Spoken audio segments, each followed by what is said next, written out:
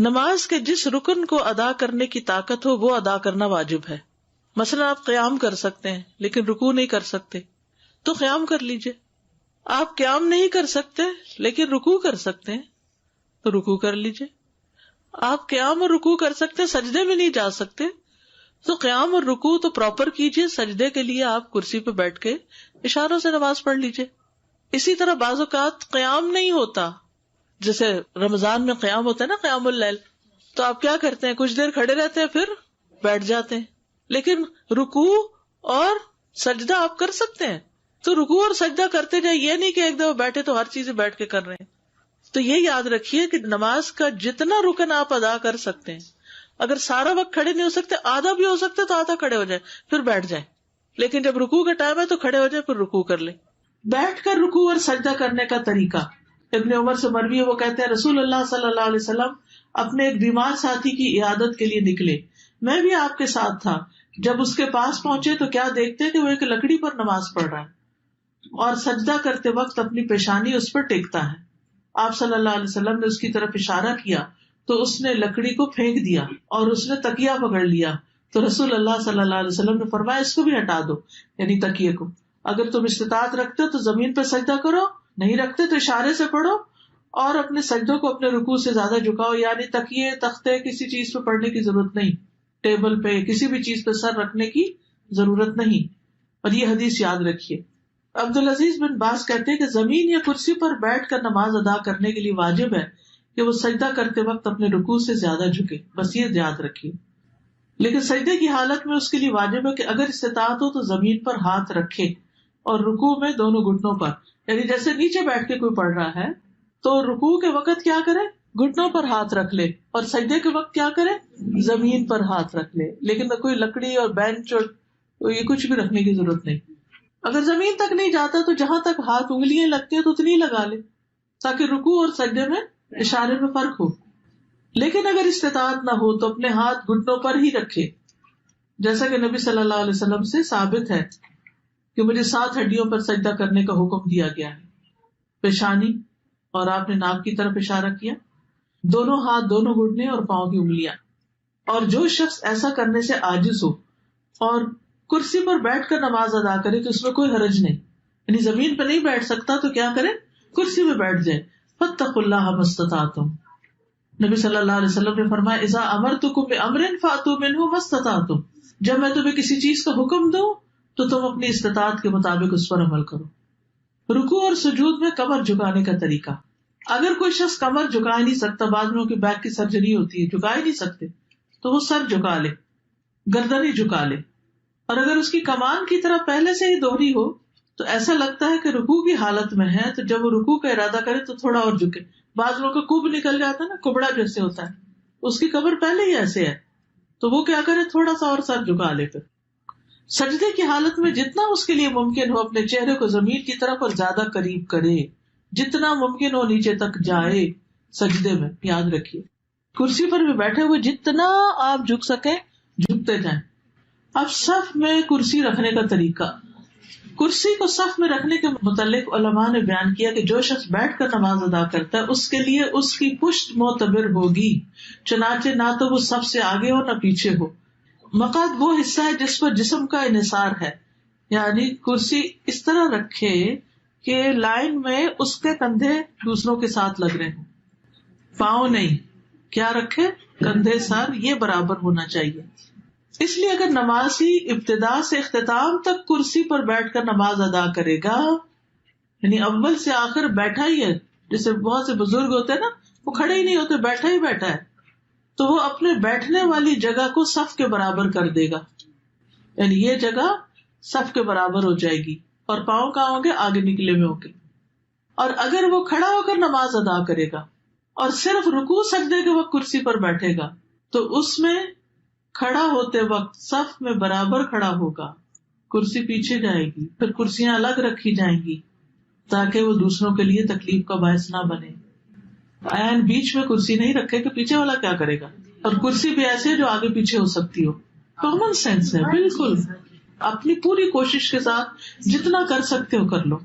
نماز کے واجبات کو ادا کرنے کا قاعدہ یہ ہے کہ نمازی جس فعل کو سر انجام دینے کی طاقت رکھے اسے ادا کرنا اس پر واجب ہے، اور جس رکن کو ادا کرنے سے وہ عاجز ہو وہ ساقط ہے۔ جو کر ہی نہیں سکتے، ہم نے بعض اوقات ایسے تو گھٹنے اکڑ جاتے ہیں، تو آپ پوری طرح جلسہ استراحت میں پوری طرح پیچھے نہیں بیٹھ سکتے، یعنی آگے اکڑو سے ہو کے بیٹھے ہوئے ہوتے ہیں، کوئی بات نہیں، یہ نہیں کہ اٹھتے ہی دوبارہ سجدے پہ چلے گئے، نہیں، جتنا رک گئے، ٹیڑھے رکے سیدھے رکے، جتنی استطاعت ہے، فاتقوا اللہ ما استطعتم۔ لہذا جو شخص قیام کرنے سے عاجز ہو تو وہ قیام کی حالت میں کرسی پر بیٹھ سکتا ہے، لیکن رکوع اور سجدہ اس کی اصل صورت میں ہی کرے گا۔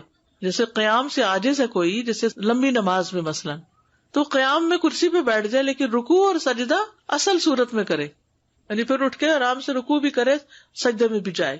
اگر وہ قیام میں کھڑا ہو کر نماز ادا کرنے کی استطاعت رکھتا ہے اور اس کے لیے رکوع اور سجدہ کرنا مشکل ہے تو وہ کھڑے ہو کر نماز پڑھے گا اور رکوع اور سجدے کے وقت کرسی پر بیٹھ جائے گا اور اپنے سجدوں میں اپنے رکوع سے زیادہ جھکے گا۔ یہ نوٹ کر لیجیے، کس طرح کرسی پہ پڑھے گا؟ اپنے سجدوں میں رکوع سے زیادہ جھکے گا، یعنی بیٹھے بیٹھے ہی رکوع کرے گا کم جھک کر، اور جب سجدہ کرے گا بیٹھے بیٹھے تو زیادہ جھکے گا۔ قیام سے معذور شخص پر سجدہ اور رکوع کرنا لازم ہے۔ اگر وہ عذر کی وجہ سے قیام ترک کرے تو اس وجہ سے اس کے لیے اپنے سجدوں اور اپنے رکوع کے لیے کرسی پر بیٹھے رہنا جائز نہیں، وہ تو اٹھے اور کرے، جسے پہلے میں نے عرض کیا۔ علقمہ بن وقاص سے روایت ہے، انہوں نے کہا، میں نے عائشہ رضی اللہ تعالی عنہا سے پوچھا، جب رسول اللہ صلی اللہ علیہ وسلم بیٹھ کر 2 رکعتیں پڑھتے تو کیا کرتے تھے؟ جب بیٹھ کے نماز پڑھتے تھے تو کیا کرتے تھے؟ انہوں نے جواب دیا، آپ ان میں قرات کرتے رہتے، جب رکوع کرنے کا ارادہ کرتے تو کھڑے ہو جاتے، پھر رکوع کرتے تھے، یعنی قیام میں بیٹھ جاتے لیکن رکوع کے وقت پھر کھڑے ہو جاتے۔ سمجھ آ گئی بات؟ اوکے۔ سجدہ اور رکوع سے معذور شخص پر قیام کرنا لازم ہے، یعنی اگر کوئی شخص کھڑا تو ہو سکتا ہے لیکن رکوع اور سجدے میں نہیں جا پاتا تو کم از کم قیام ضرور کرے۔ کچھ لوگ ہوتے ہیں قیام کر سکتے ہیں لیکن وضو کیا، جا کے ڈھک کرسی میں بیٹھ گئے اور وہی سارا پڑھا۔ نہیں، اگر آپ کھڑے ہو کے کھانا پکا سکتے کچن میں تو نماز میں آ کے کیوں بیٹھ گئے؟ پھر وہ کبھی کہتے ہیں کہ ہمارے لیے بیٹھنا اٹھنا مشکل تو ہے لیکن اجر بھی ہے، صبح فجر کے وقت بیڈ سے بھی تو اٹھتے ہیں نا ہم۔ پھر اسی طرح یہ ہے کہ کرسی کو پکڑ کے اٹھ جائے اگر ویسے نہیں اٹھ سکتے، ویسے بھی تو نماز کے لیے ٹیک لگا کے اٹھتے ہیں نا ہاتھوں کی، ٹھیک ہے نا؟ تو فاتقوا اللہ ما استطعتم، جتنی استطاعت ہے اتنا کام کرتے جاؤ۔ اگر وہ رکوع اور سجدہ اصل صورت میں ادا کرنے سے معذور ہے تو اس وجہ سے اس کا قیام کو چھوڑنا اور حالت قیام میں کرسی پر بیٹھنا جائز نہیں۔ کچھ قیام بیٹھ کر، کچھ قیام کھڑے ہو کر کرنے کی اجازت ہے۔ حضرت عائشہ کہتی ہے کہ رسول اللہ صلی اللہ علیہ وسلم بیٹھ کر بھی نماز پڑھتے تھے، آپ بیٹھے ہوئے قرات فرماتے، جب آپ کی قرات سے اتنا حصہ بچ جاتا جتنی 30 یا 40 آیتیں ہوتی ہیں تو آپ کھڑے ہو جاتے اور کھڑے ہو کر ان کی قرات فرماتے، پھر رکوع کرتے، پھر سجدہ کرتے، پھر دوسری رکعت میں بھی ایسا ہی کرتے۔ سہارا لے کے نماز پڑھنے کی اجازت، کرسی کا سہارا یا پھر کوئی ستون کا سہارا، دیوار کا سہارا۔ رسول اللہ صلی اللہ علیہ وسلم جب بڑی عمر کے ہو گئے اور جسم کچھ بھاری ہو گیا تو اپنی جائے نماز کے پاس آپ نے ایک ستون بنا لیا، آپ اس کا سہارا لے کر نماز پڑھتے تھے۔ جو قیام نہ کر سکے وہ بیٹھ کر نماز پڑھ لے، جو قیام نہ کر سکے وہ بیٹھ کے نماز پڑھ لے۔ حضرت عائشہ سے روایت ہے کہ کچھ لوگ نبی صلی اللہ علیہ وسلم کی آپ کے ایک مرض کے دوران عیادت کرنے آئے، آپ نے انہیں بیٹھ کر نماز پڑھائی۔ شوکانی کہتے ہیں کہ اگر کوئی شخص کسی عذر کی بنا پر قیام کی استطاعت نہ رکھے تو بیٹھ کر نماز ادا کر لے، اور جو شخص عذر کی بنا پر بیٹھنے سے بھی قاصر ہو وہ پہلو کے بل لیٹ کر نماز ادا کر لے۔ اگر ٹیک لگا کے کر سکتا تو ٹیک لگا کے کر لے۔ کچھ ایسے معذور ہو جاتے ہیں نا کہ جو بیٹھ نہیں پاتے، بزرگ ہوتے ہیں، تو ان کو ٹیک لگوا دے۔ عمران بن حسین رضی اللہ عنہ کہتے ہیں کہ مجھے بواسیر کا مرض تھا، پائلز تھے، تو میں نے نبی صلی اللہ علیہ وسلم سے نماز کے بارے میں دریافت کیا۔ آپ نے فرمایا، کھڑے ہو کر نماز پڑھو، اگر تمہیں اس کی بھی طاقت نہ ہو تو بیٹھ کر ادا کرو، اور اگر اس کی بھی طاقت نہ ہو تو پہلو کے بل لیٹ کر پڑھ لو، یعنی کرسی پہ نہیں بیٹھ سکتے، چارپائی پہ نہیں بیٹھ سکتے تو لیٹ جاؤ، سائڈ پہ پڑھ لو۔